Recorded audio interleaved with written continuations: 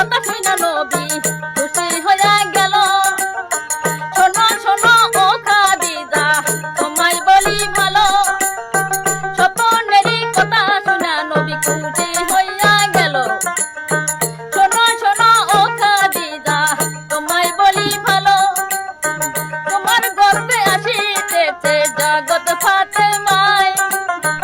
আল্লাহ যাকে মা বলিয়া স্বীকার কইরা নেয়, তোমার গর্বে আসিতেছে